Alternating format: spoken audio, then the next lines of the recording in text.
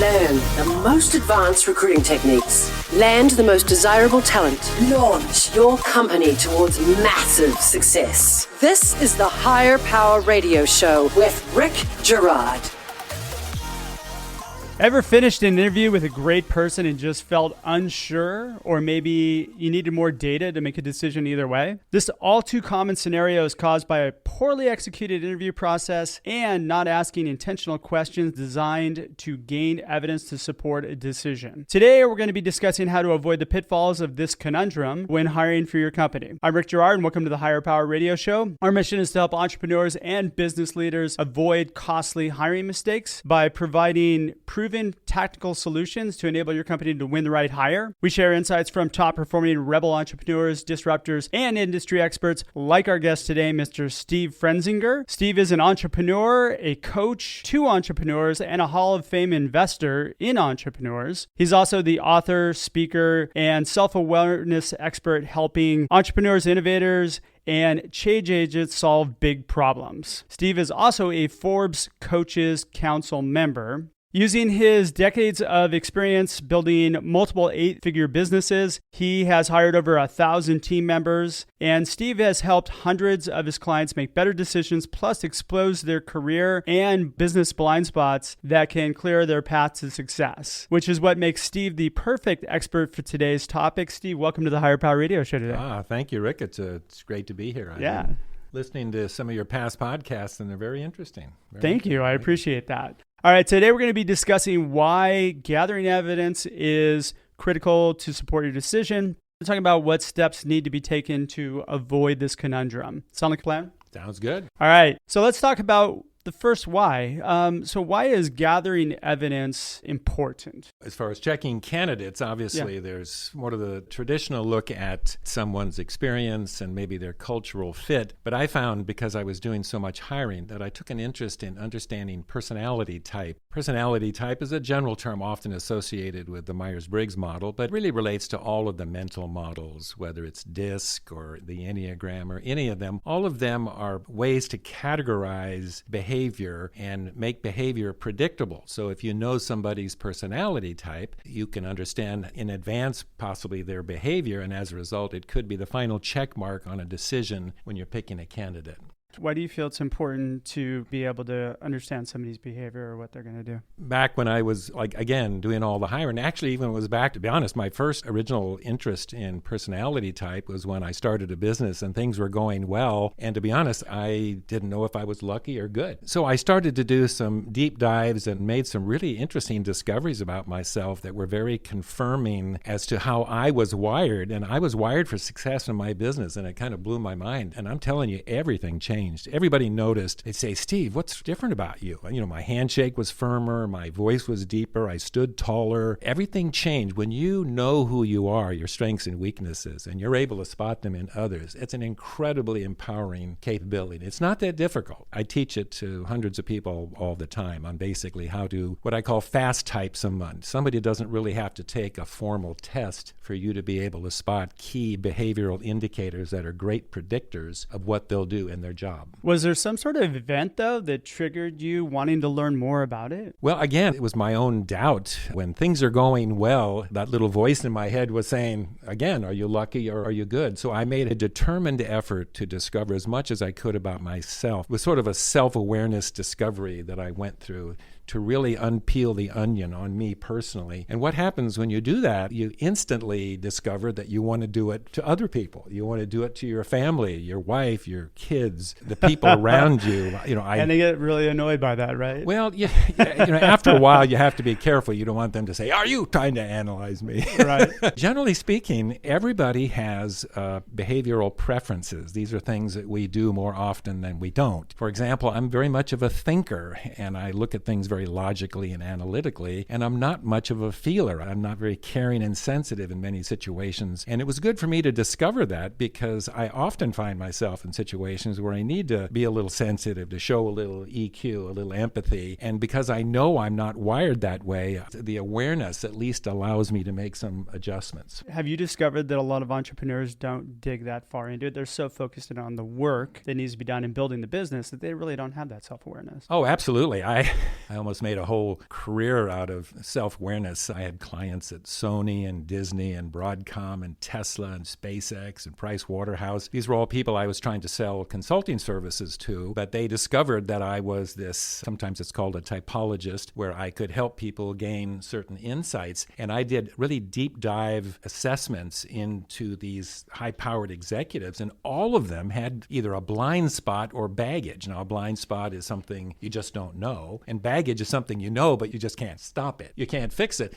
Or you don't care to fix it, right? Well, exactly. You don't care. That's fine. As long as you know, you do it, and you do it intentionally, that's fine. But it's so interesting. And all of the examples were crazy. I found one executive that all 7 of his direct reports said in a blind feedback survey that their boss didn't give them enough information to do their job. Can you imagine as a manager finding all of your direct reports say that you don't give them enough information to do their job? How did he handle that? Oh, he was pissed. It's funny, a lot of times I'm having to tell people things that they don't always want to hear, but they're open to it. For example, I had a really high-powered exec that for some reason had this management philosophy that he had to be able to do the job of everybody that worked for him. As his organization started to grow, he'd go out and sit next to his employees on a fairly regular basis, look over their shoulder and say, tell me what you do, show me what you do. And when the feedback survey came back and said that he's a micromanager and they drive him crazy and they wish he would just stay in his office, he was totally upset.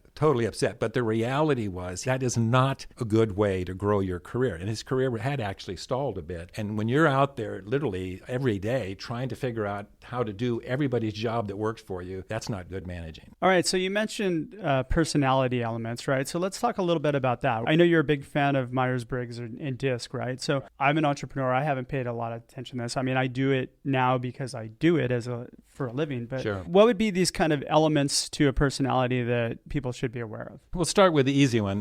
DISC is by far a more simplistic model. The D, the I, the S, the C. D for dominance, I for influence, S for stability, C for conscientiousness. And people fall into those categories fairly simply. And so a D is somebody, if I equate it to Myers-Briggs, that would be considered an extroverted thinker. And if the role that you have for this person requires that you need a high energy, outgoing, quick to respond, analytical, logical person, a D in DISC is a great style. The DISC types are called styles. So if you're familiar with that, but if you need something that's a little more touchy-feely, then you want to go with an I because that equates to an extroverted feeler. If you want somebody that's a feeler but maybe not so outgoing, maybe a little milder personality, then you'd go with an S, which equates to an introverted feeler. And then if you want somebody who's a thinker, but you don't want somebody that's outrageously outgoing, you want somebody who can work well by themselves, maybe like a programmer or something, then certainly a C for conscientiousness is good. So each of the DISC styles and each of the letters in the 4-letter Myers-Briggs notation associate very nicely to particular roles. For example, the last letter in the Myers-Briggs notation is either a J or a P. If you're a P, you're a perceiver. That means you're very flexible and spontaneous. That's a great characteristic to have if you're a salesperson, especially if you have short cycle sales. But if you're going to put somebody in charge of something, you want somebody that's a J, a judger, which is very organized and structured. Like I would never hire a manager whose Myers-Briggs notation didn't end with a J because they're going to be at a disadvantage because J's are just naturally organized and structured. I'm a J and everything I do is, I can't leave the house without a list.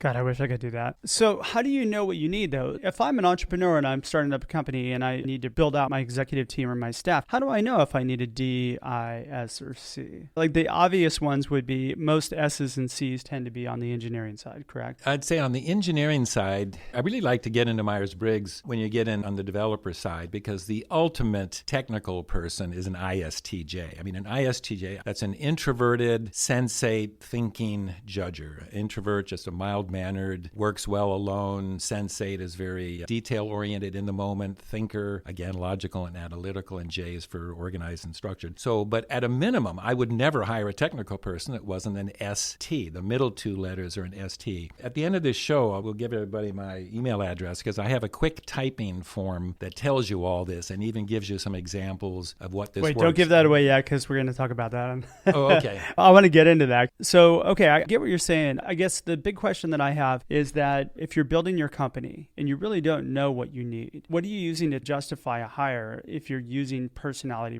profiling. I think that's one of the challenges that I've run into in the past as I've gone through these, because most entrepreneurs don't know what they need. I just know that I need somebody who is competent and come in here and do the work. Well, again, their experience, what they've done before, the cultural fit, all that's important. But still, usually when you're hiring somebody, there's some core role you want them to play. You want them to evolve into a manager, or you want them to lead the engineering group. There's some ultimate plan that you have. And each of those, if you give me an example, I'll give you either a DISC style or a Myers-Briggs type that would further ensure, nothing guarantees success, but the best you can do is increase the odds. And I became a master of matching talent to task. It made me millions of dollars in business. So it works. It absolutely works. And it's just, again, it's the cherry on top of the selection process that'll make you far more comfortable in your decision. All right, you're listening to the Higher Power Radio Show. I'm your host, Rick Girard. And for our podcast listeners, we're going to take a quick educational moment from our sponsors.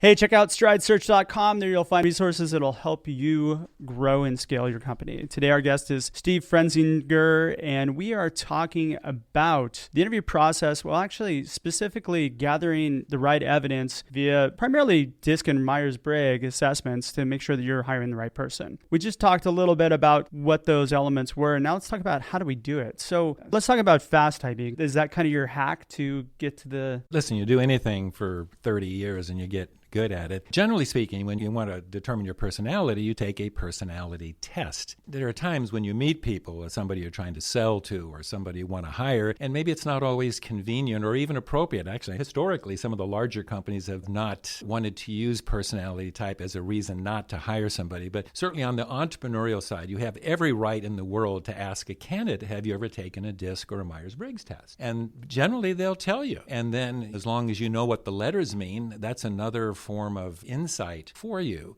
Hopefully they're telling you the truth.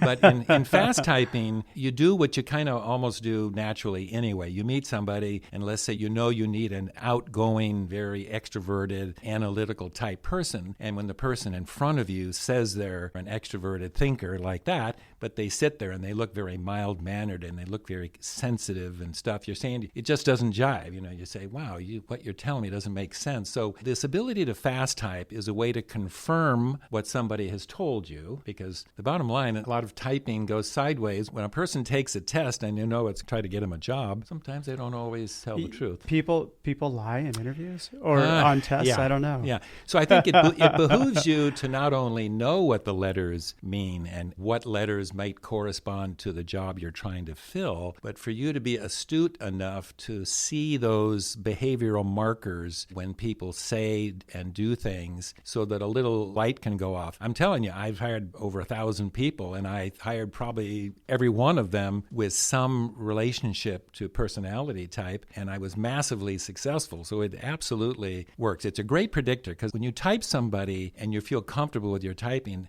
is a predictor of behavior. Okay, it predicts how they're going to behave. It predicts their preferences. And a preference is simply like, I'm a thinker. I have a preference for thinking, and my opposite, or my weakness in that case, is feeling. I mentioned that earlier. But because I'm aware of that, I can make certain adjustments. So everybody has preferences. And your goal is, when you type somebody, is to simply find out what their behavioral preferences are, because that'll determine potentially how successful they'll be in their job. So to me, what's important here is to actually take this information and augment it with evidence. And I'm a big proponent of past performance is a key indicator of future performance. Another place where a lot of us tend to not dig in and understand is, walk me through how you did this. And gaining that evidence to see really how well somebody performed to confirm that. So if you're looking at somebody who's, you need an ID or what have you, rather than just kind of assuming that that's correct, having the evidence that, yes, this person actually did do this, and here's how they did it. Well, first off, DISC and Myers-Briggs, those are massively successful businesses if they weren't correct, if they weren't providing I'm not value. saying they're not correct. Okay. Yeah. So what I'm saying is, to me,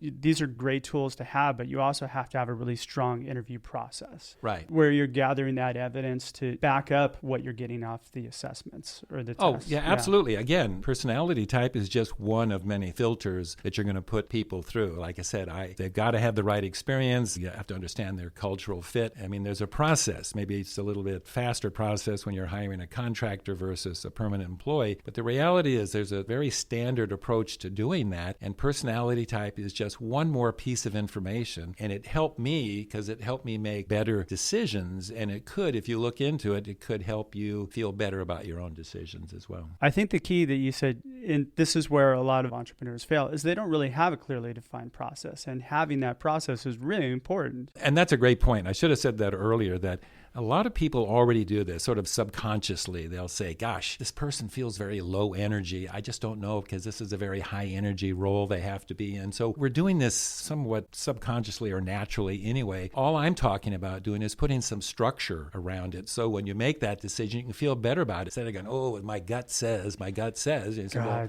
well, yeah, but I realize that their behavior today is indicative of somebody who's not going to work well in this position, and here's why. And it's possible when you're in an interview situation, people who are not professional interviewers get nervous. You can get misreads in your gut from some of these things, absolutely. Some of these assumptions. Absolutely. It's funny. I've been hired to come in on key hires and just be another interviewer, and my role often is just to confirm. That's my job too. I got to find it. Walk me through what fast typing is. How do I fast type somebody? Is there steps to it? Yeah, I'll try to explain it. I usually like to draw pictures and stuff, but I look at everybody as a computer. Okay, a computer has a power source, it has an input, it has a process, and it has an output. Real simple, 4 steps. Power, input, process, output. I call it the PIP or PIPO model. So if you were to look at me and met me in my natural state, you'd probably say, well, today I may be acting a little extroverted, but in reality, I'm an introverted guy. I'm a quiet guy. I come out of my shell on topics that I really enjoy, like this one. So my energy source is inside of me. And you can usually spot people who are introverted because they tend to take a little time to answer questions. They tend to be very reflective. And often their body language is kind of poor. It's funny, introverts have to manage their energy because they have less energy than extroverts. So often an introvert is seen sort of relaxing. They look a little low energy. And for the most part, that really doesn't matter because Kobe Bryant and Michael Jordan are introverts. So is Jeff Bezos, and so is Bill Gates, and so is Elon Musk. And so you're saying that introverts rule the world? Well, I just wrote an article for Forbes that pretty much said that basically introverts outperform extroverts. And it was proven in a massive study conducted by a couple of experts. And I cite that in that Forbes article. That's funny because my brother and I are exact opposite. He's an extrovert, 100%. I'm the introvert. Mm-hmm. And I'm way more focused and I get things done more than he does. He gets sidetracked really easily. Sure. So again, just to finish that model, and we can talk about it a little bit later, but so you look at somebody, you try to figure out where they get their energy, and that's going to tell you they're introvert or extrovert. And the next step is how they gather data. And so there's only 2 ways your mind gathers data. It gathers it through the 5 senses, eyes, nose, ears, smell, touch, and such, or they get it through their gut sense, the 6th sense, often called intuition. And there are key triggers for you to notice that. It's usually pretty easy to spot that as well. Then on how they process data, they either process it with a preference to thinking or to feeling. And usually when you're with somebody, you get a sense pretty quickly whether they're a logical, analytical type or if they're that very caring and sensitive style that we all spot so easily. So that's the power input process. And then the last step is how they output. And that's pretty simple. Again, that's whether or not they're very structured and organized or whether they're very spontaneous and adaptable. But the reality is when you first meet somebody, you really only need the first and third letters. All you need to know about me is I'm an introverted thinker. And if you know that, you're going to have a great conversation with me. Or if I meet somebody that's an extroverted feeler and I'm an introverted thinker, I got to step up my game because they're at a different energy level. And that's typically what you do. I mean, if you're not matching their energy level, you have to pick it up. Any Tony Robbins fans out there have heard that. But that general PIPO, power, input, process, output, is something that I teach people, Myers-Briggs, in a 30-minute class, and you can become an expert on it. It's really quite simple if you have a proper metaphor to tie it back to. And I'm happy you mentioned it earlier, but you'd be willing to share it with our audience if they want a copy, so that'll be awesome. Sure. If you look at an interview process, where does this piece fit into the interview process for you? You having somebody do an assessment in the beginning, or are you talking about, okay, as part of the interview process? Let's say you're having 3 interviews. If everybody has some insights to this, generally taking notes on a form and stuff, your form can include some things that you noticed about them, whether you think they're an introvert or an extrovert or a thinker or a feeler. So there's probably a great way to let everybody, when they spot something, a characteristic, to probably put a check on a box, and then the next person puts a check on a box. And if everybody comes back and says, wow, everybody says you're an extroverted thinker, and that's exactly what we need, then there you go. So Okay. Interesting, because I've had this conversation with a lot of people that are assessment types. And actually one of our sponsors, Criteria, they've got some really interesting data in around when, giving assessments is a really good tool. They found that you give them after the second interview and you have the best results, the most accurate results if you're giving people assessments.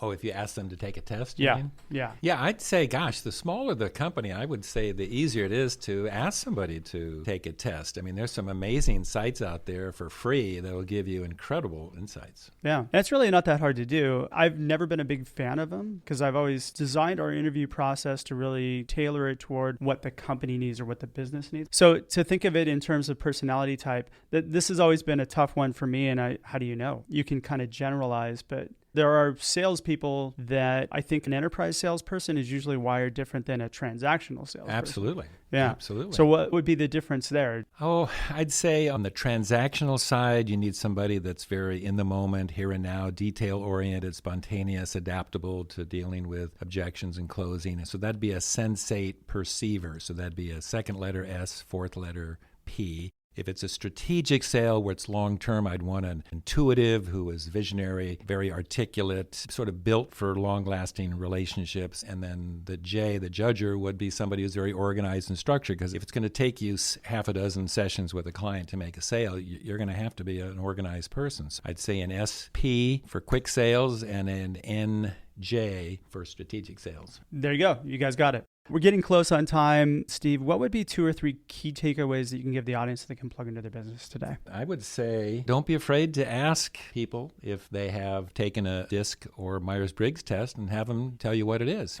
Generally they'll tell you the truth. So I wouldn't be afraid to ask that. Again, it could be very confirming in your mind. If you're going to ask somebody, I have a favorite site. I'm not associated with them. I've looked at dozens of testing sites, and my favorite today is a site called 16personalities.com, 16personalities.com. It's a 10-minute test. It's a hybrid of the Myers-Briggs and Big Five model. Big Five, you may not recognize, it's very highly focused in the psychological world, but they've done an incredible blending of those two to come up with a 5-letter notation, whereas Myers-Briggs is 4, and the 5th letter is assertiveness, which is more of a characteristic, not a trait that you would normally find in a personality test. So let's say you found somebody that was introverted and you were a little concerned, but they had high assertiveness, which means they have great confidence and determination. And actually, I wrote a Forbes paper on that recently as well. Again, talking about how to read and value introverts, whereas your first reaction might not be good, but the reality is they have a certain assertiveness. For example, if you're an introvert,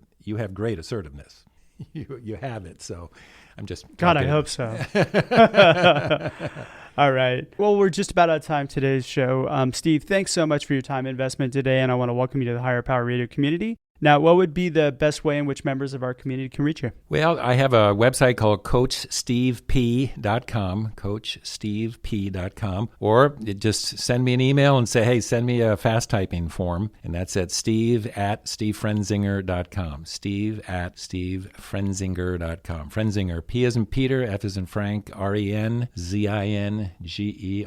I've said that a few times. So. Perfect, and we're going to go ahead and we'll link that in the show notes. All right, I want to thank our listening audience for tuning into this week's episode of Higher Power. A quick thanks to our team, Christopher Decker, Andrea Ballin, and Ayla Gerard. If you're listening to the podcast, please subscribe, review, and share. We welcome your feedback. After all, this show's for you. And of course, you can join the Higher Power Radio community at Higher, that's HIRE, Power, POWER, Radio, RADIO.com, or drop me an email at rick@stridesearch.com. Tune in next week for another episode of Higher Power. I'm your host, Rick Gerard, and you have been listening to the Higher Power Radio Show. Aloha. Thank you for listening to Higher Power Radio. Catch our LinkedIn Live show every Tuesday at noon or download the podcast on iHeartRadio, iTunes, YouTube, or your favorite podcast platform. We appreciate you joining us on Higher Power Radio with your guide to recruitment success, Rick Turbo.